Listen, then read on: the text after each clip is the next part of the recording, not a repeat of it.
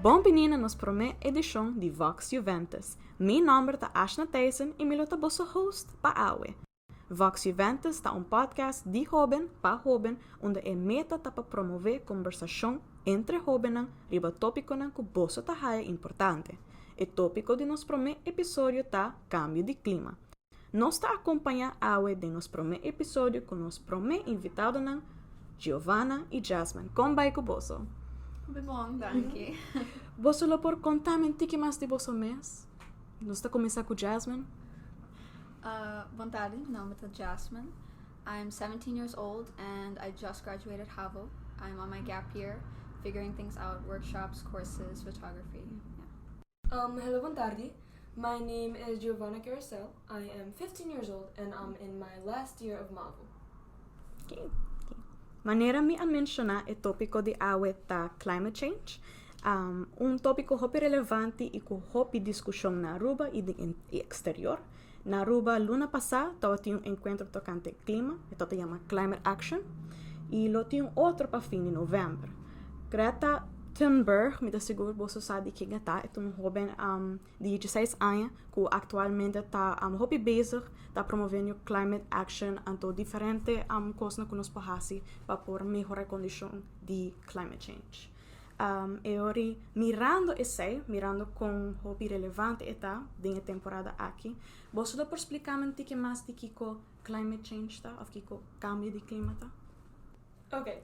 Well, climate change is something natural, but when we talk of climate change nowadays, we're talking about the changing of climate at a pace that is unnatural. It is being caused by us and by things we're doing, and if we don't stop it, we are heading into a very heated environment. Bo a mencionar heated environment. Kung asina, kiko asina bo kermen ku heated environment? Mi querem ding clima más, medio ambiente más warmer. Okay.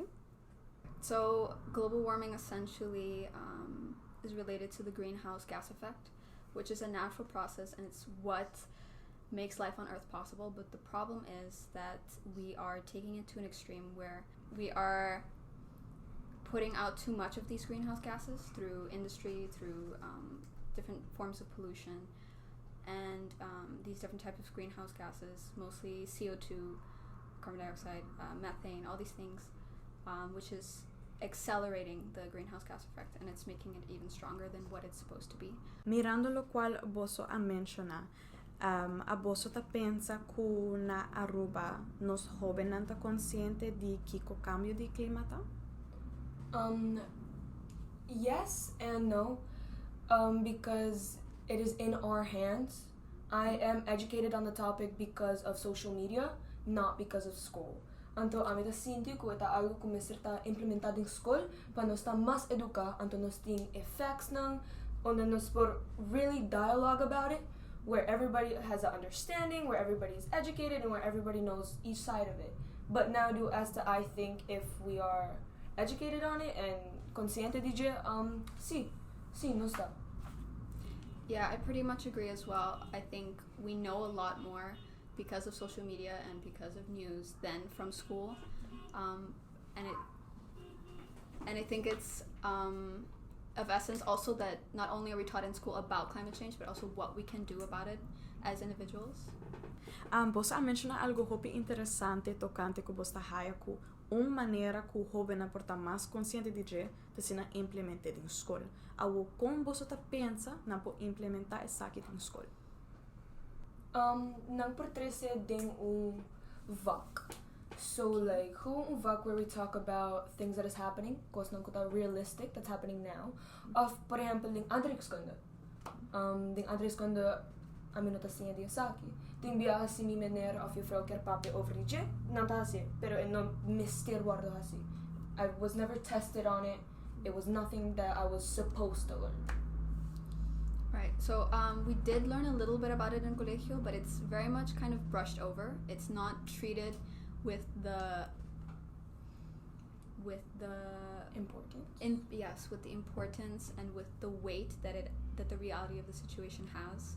So it's kind of treated as anything else, and I think there should be more emphasis on it in class. mirando ko boso a mencionar tocante kung hopi eta woro tresidilanti kwal nota hopi, jammer genoeg. Boso nang awaita e tipo di impacto nang ku cambio di clima ting portando de exterior pero na Aruba. Boso por awaita algún cambio na algún impacto nang? It's hot. It's hot. It is. Calor. Like I noticed especially the past month or two, it's been crazy hot, and what happened, I'm not sure if this was the cause of it, but I remember there was an extremely hot day, Okay. and there was a power outage, which I'm assuming is because everyone was turning on their aircon, Could which be. by the way is further like making global warming worse. Yeah. It's like this vicious cycle. Yeah, I think that's something. It's already been hot on Aruba, but I think it's getting worse as time goes on, and drier periods. Do you think that there's any ways, as in terms of habits, like you mentioned that we have like really bad habits of turning on the AC because it's too hot. Do you think there's any habits that we do that is also responsible for climate change other than that one? Yes, there are multiple. For example, driving our cars. Cars release CO2, which is a greenhouse gas. This is a habit. We go in the car, we turn the car in the air, we turn the aircon in the car on, and we just drive. We don't think about walking, which is better for the environment, and it's also better for our bodies. We don't think or maybe we do think about riding our bicycles, but for example, bicycles are very expensive. So something we can do is the government can like baja the BBO on them, which makes them more wanting for us to ride them, which will in terms lead to a better environment. Yeah. Also, just to add on what you said, I think also a lot of people don't feel safe enough to drive on a road with a bicycle. Okay. But there is a growth in bicycle paths that have been made, so that's an improvement. Hopefully, it leads to more people driving their bicycle. I think also another thing that is quite controversial, and I'm a little scared to mention. You can mention it, of course. Meat.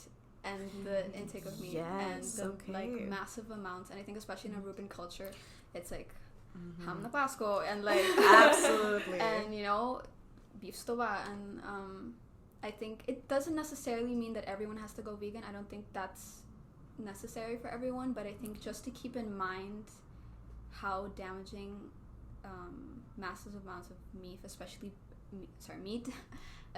beef, can be for the environment. Just to reduce it. Maybe just reduce your portion size or your frequency, or maybe instead of having beef, which is, if I'm not mistaken, so beef has 6 times more emission as chicken. So maybe instead of having a piece of steak, have a piece of chicken. So it's not necessarily that you can't eat meat at all, but maybe make better choices in regards to meat and frequency and what type of meat and portion size. How does changing your diet improve the current situation of climate change? Could you describe it a little bit more? So animal agriculture as a whole is responsible for 14% of all CO2 emissions, which may not sound like a lot, but it's pretty much equal to transportation. And that's just talking about CO2. That's not including methane, nitrous oxide, which cows, which we consume through beef, animal agriculture, they emit methane, which is 30 times more potent and stronger than CO2. So in a way, it's almost worse when you look at it on a larger perspective. It's responsible for a lot of Amazon destruction, in general, land usage. About 90% of Amazon destruction, which is considered the lungs of the planet, is because of clearing land for animal agriculture and for grazing. About 1 football field worth of land is destroyed every second to clear for animal agriculture, which is about 100,000 fields a day, and along with it 100 species of flora and fauna. Just the way every day we consume a piece of meat, so much is being lost in one action that we take. That's really not as important as maybe getting to your destination through transport. So 60% of all mammals on Earth are livestock. So that means we breed relentlessly 70 billion animals just to be consumed. So if everyone switched to a Mediterranean diet, which is a mostly plant-based diet with meat once in a while, beef once a month, chicken a few times a week, so it's not completely vegan, but just if you switch over to that type of style of eating, it'd be the same as taking 1 billion cars off the street. So what's easier, taking 1 billion cars off the street or everybody changing the way they eat and reducing it just a little bit? You can save about 1.4 tons of CO2 each year by eliminating beef, which is the same as running your home on solar power. So if you don't have access to solar energy, or you're not able to afford solar energy, just by cutting out beef, you will save the same amount as putting solar panels on your house. And even if we were to eliminate all fossil fuels, we would still exceed our healthy amount of emissions to keep the same global average temperature because of animal agriculture. Giovanna, what do you think about what Jasmin mentioned? I think diet, as in what we eat and what we consume, is a big deal because it's a part of us. It's who we are. We're made of that. But I do think it is important to keep in mind what we eat and what we do have consequences. And so that's why I completely understand cutting my meals, cutting the amount of meat I eat, and I wish that other people also understand it. That it has a bigger consequence and that there's more to it than just, I don't want to eat this anymore, I want to eat this, and so forth, and so forth. Yeah, I think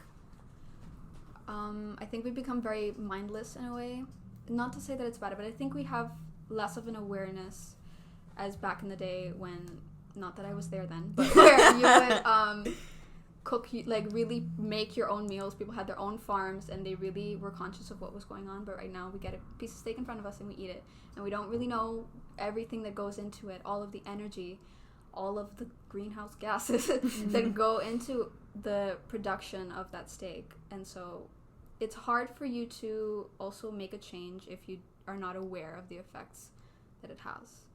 So you mentioned something very interesting regarding the agriculture perspective that we have here. Do you believe that's partially responsible also because a lot of what we have comes from abroad? So a lot of our foods, our fruits, our vegetables, do you think that has something to do with it? Definitely. Yeah, 100%. I think if you, like in Holland or abroad in Europe, you pass by these farms and these factories and everything, like you kind of see it more in your day-to-day, and here we kind of have it feels very foreign in a way. Yeah, so if we were to grow things locally more and even if we did animal agriculture more locally, it would still make a big carbon footprint, but it wouldn't be as big as the fact that we're importing it from. So via plane, it's even more carbon emission.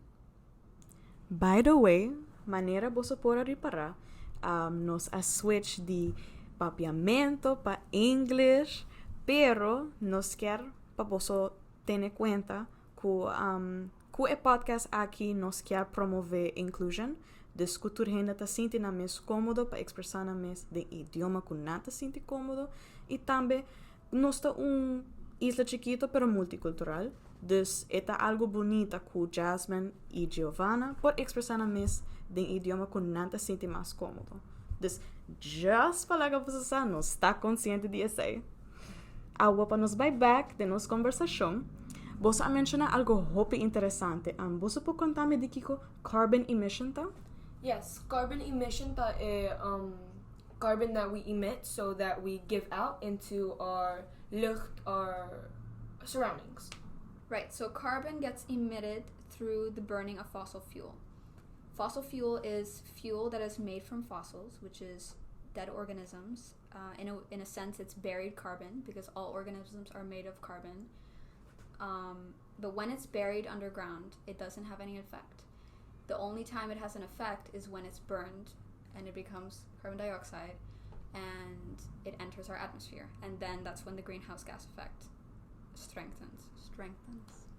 What kind of effect does that have to our atmosphere when it releases into the air?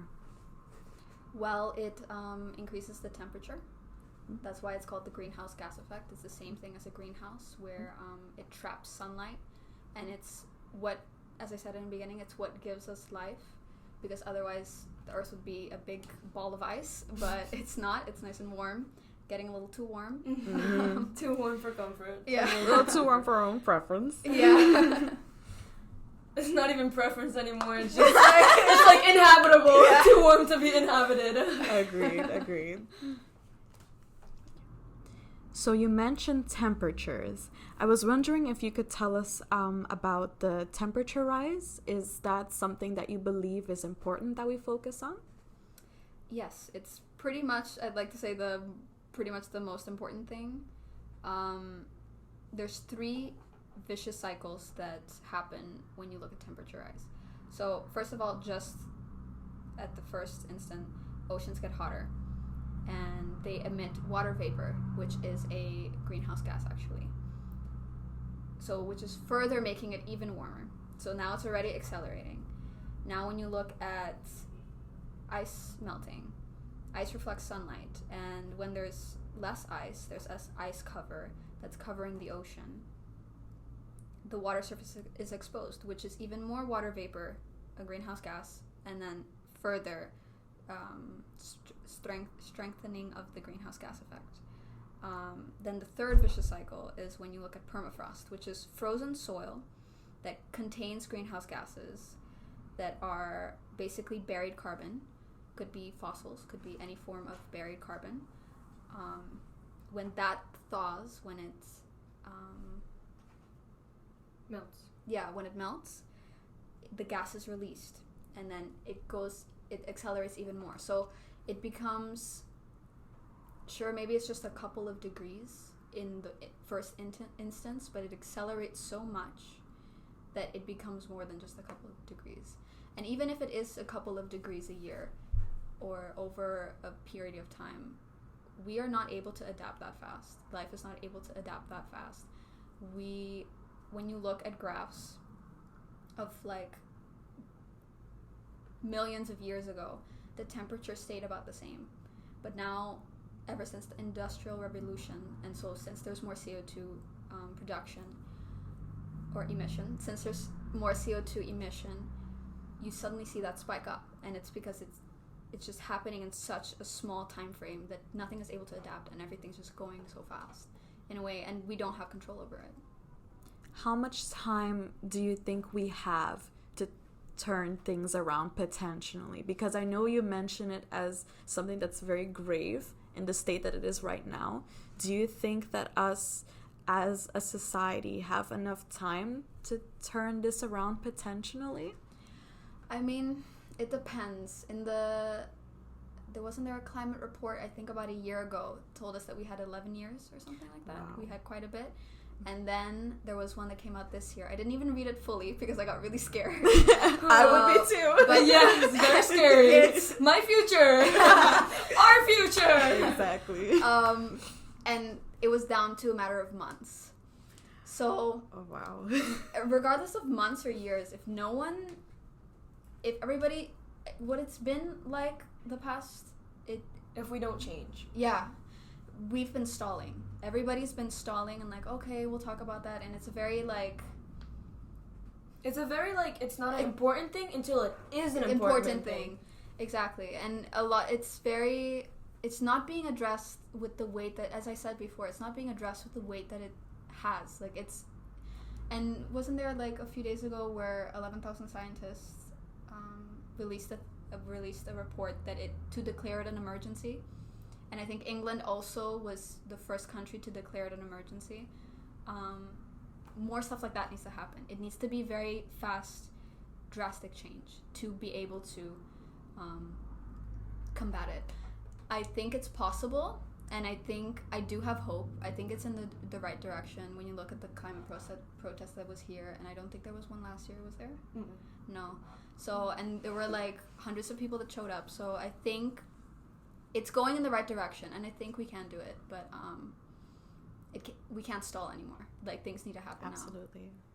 Do you think there are small ways in which we can ensure that we can lead towards preventing this or making it less grave as it is right now? I think one of the first things that need to be done is to talk about it, because I'm not only talking about my generation, but I'm talking about the older generations. A lot of them have lack of knowledge over the topic.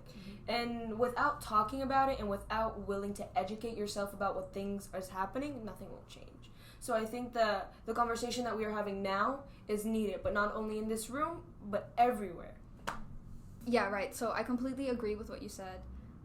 I think the first step is educating yourself, and not only on what the situation is right now, but also what you can do about it. And then the next part of it is spreading that with literally anyone. Like, talk about it with your friends, with your parents. If you can, attend protests or hold talks or share this podcast on Spotify. Shameless plug. Yeah. Or even just leading by example, adopting your own measures. Like, I haven't consumed beef in the past, I think 2 years, if I'm not mistaken. And like, my stepdad asked me the other day, he's like, well, why are you not eating beef? And I'm like, and then I explained it to him because this and that and that and that. And he also asked me, why do you still eat a little bit of chicken but no beef? Also explained that. And just like that, he's like, oh, okay. So one more person has a little bit of awareness of what impact it can have.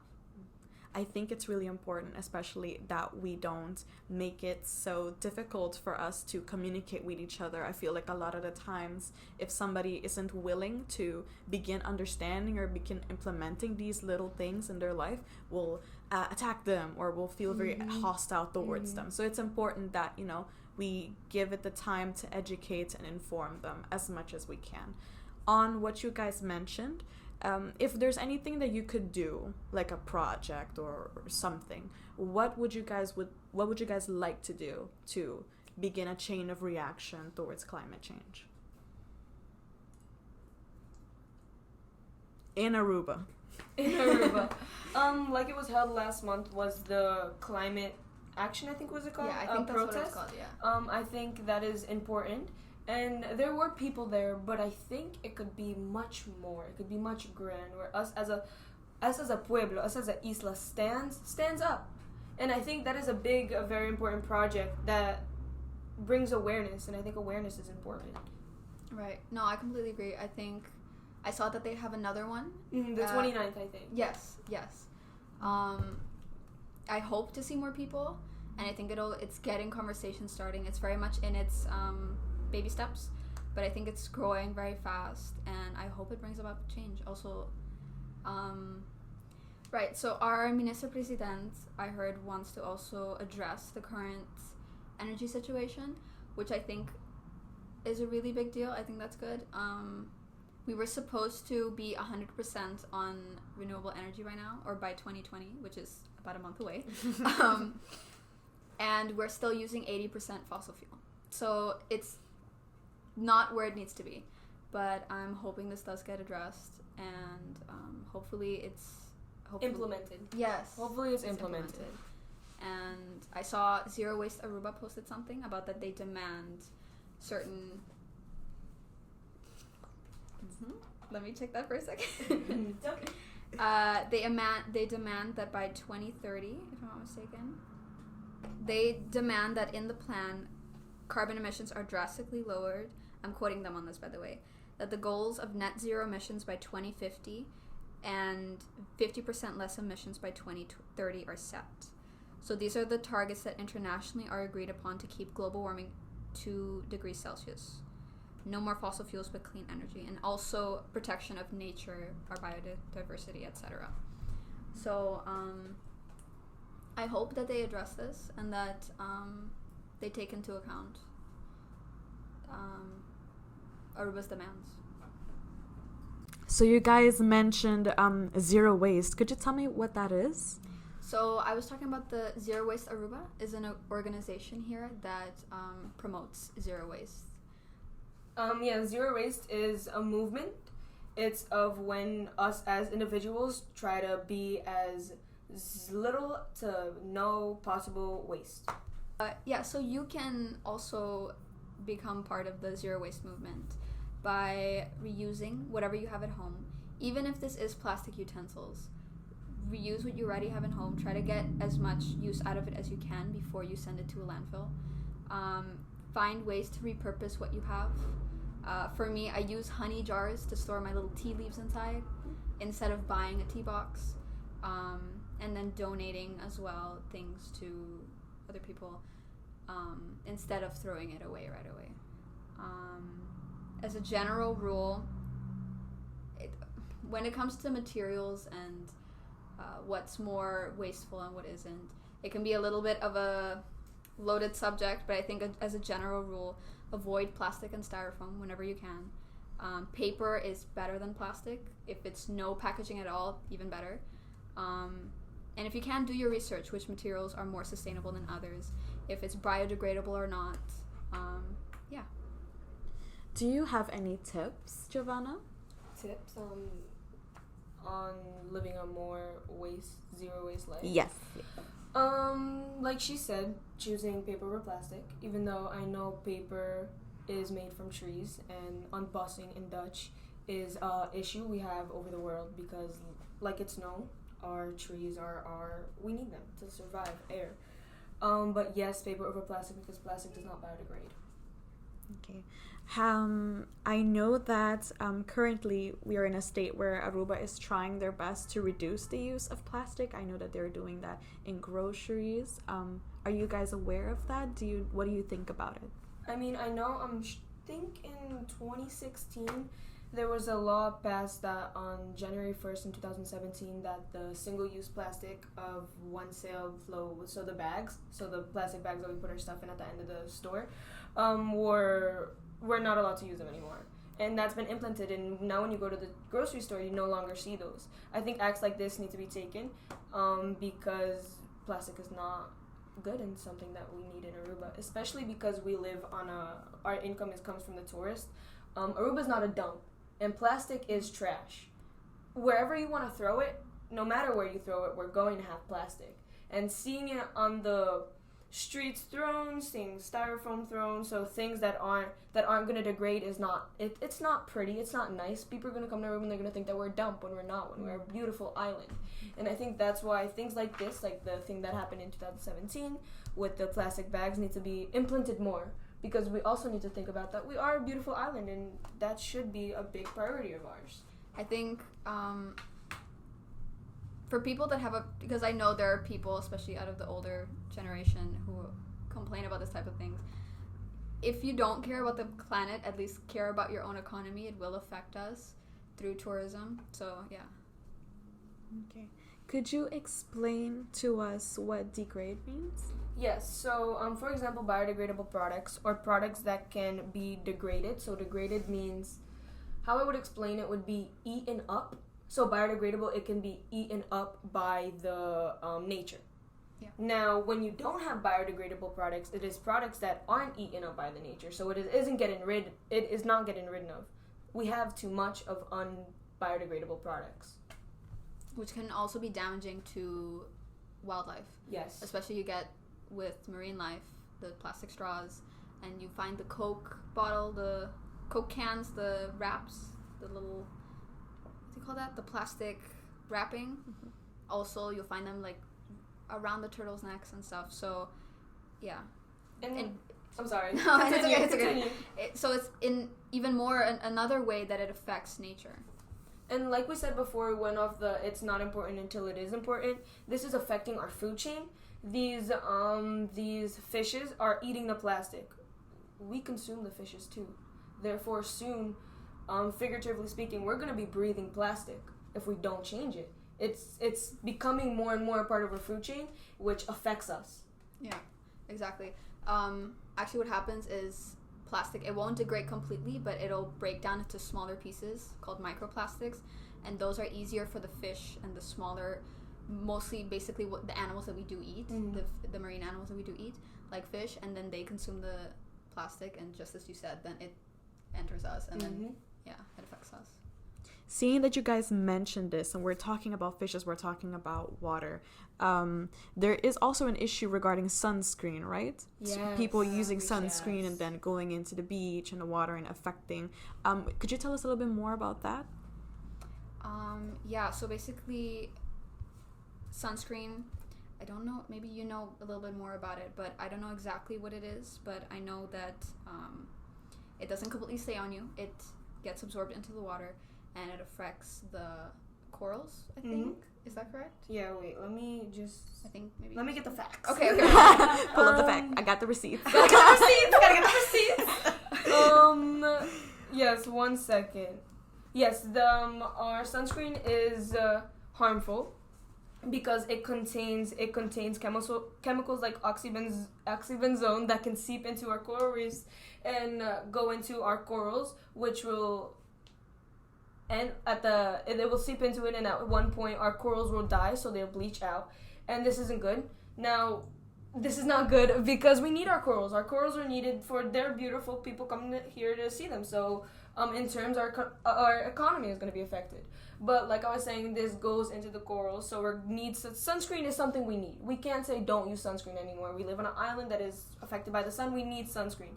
So something that we can do, we can use sunscreen that is organic, that is safe for us to use, that is completely not harmful to our ocean, our reefs.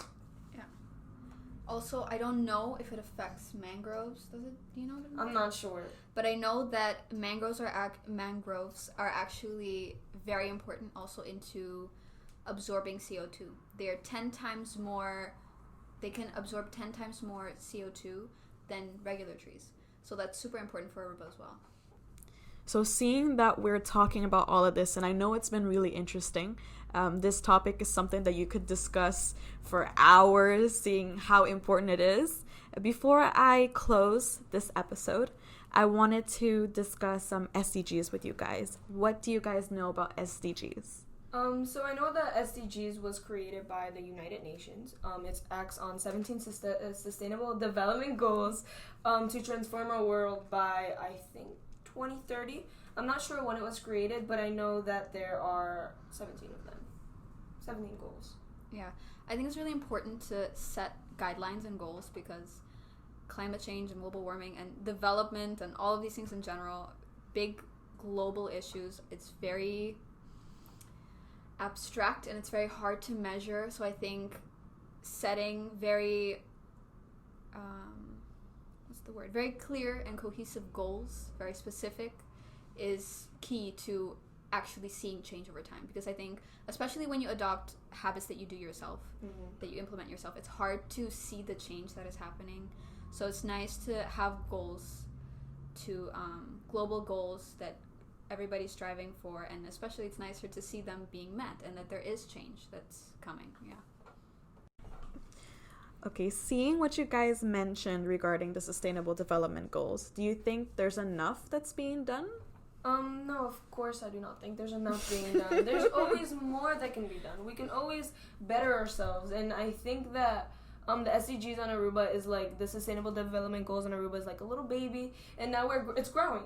And I think growth is important, and therefore I think more needs to be done. But it is happening. I'm not saying that it's not happening. It is happening, which is a beautiful thing. What do you think can be done? Or what do you think should be done? Okay, so what can be done, excuse me, regarding the Sustainable Development Goals is, like I've said before, is informing.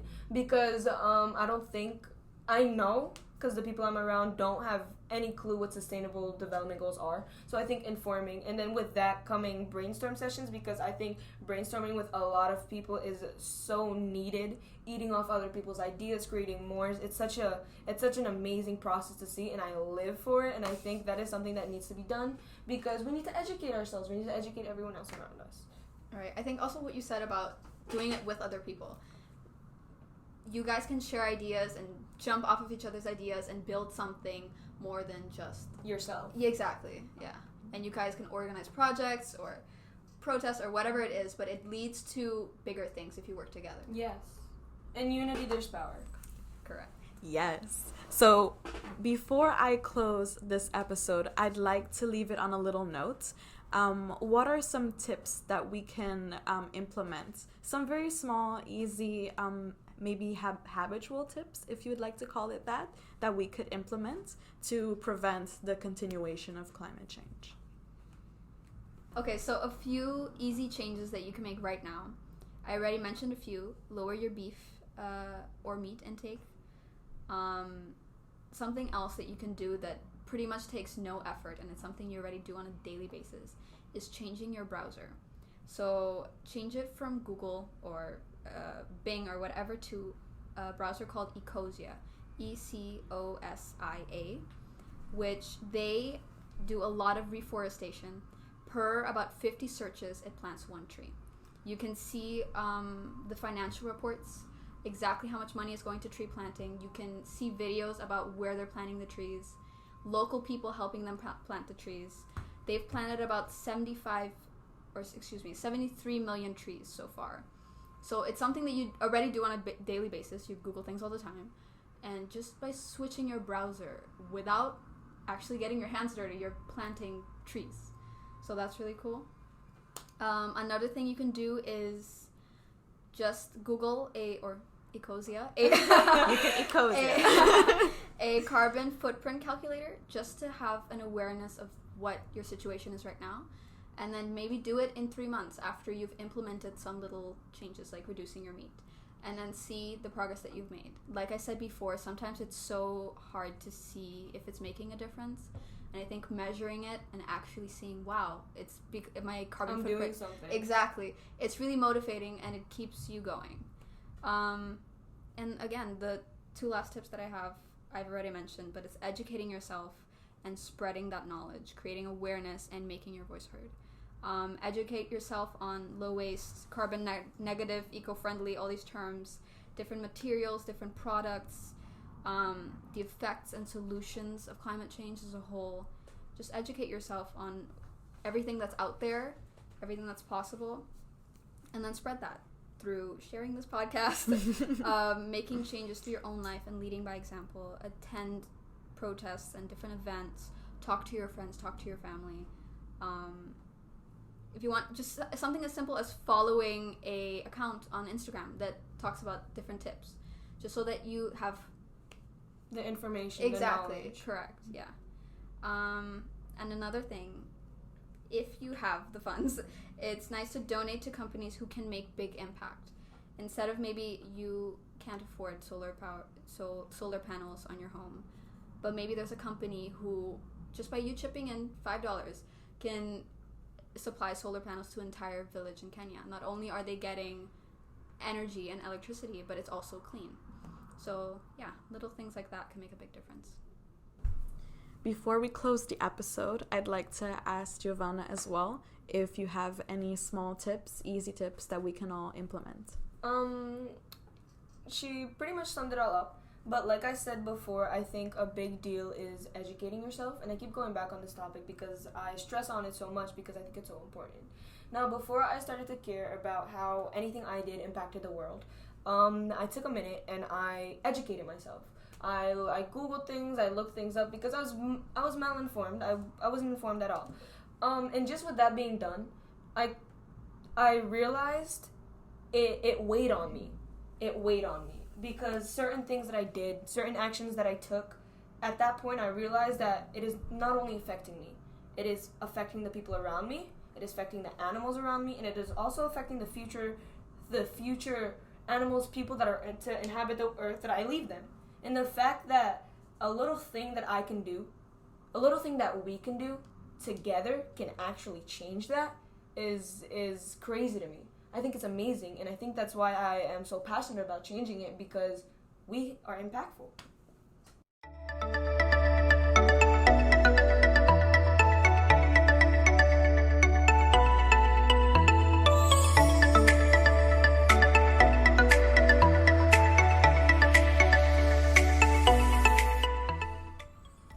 nos llega na e final di e podcast. Me quero apuntar por se tem algo mais que você quer contar-nos, DJ, para me conhecer e podcast?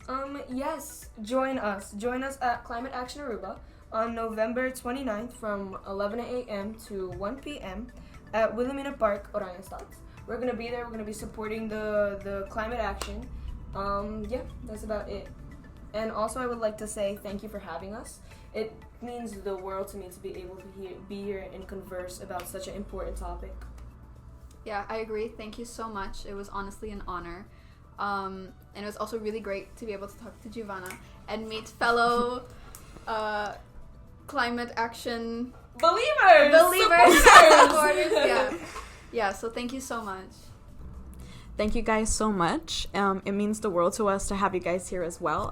I loved the whole conversation. It was really enjoyable and really informative. And I'm sure that nos oyentes não também gusta mais. Hope imenso é informativo. Nos oyentes não, please, queda pendiente para no siguiente episódio, qual nos lo hace tocante el tópico educación.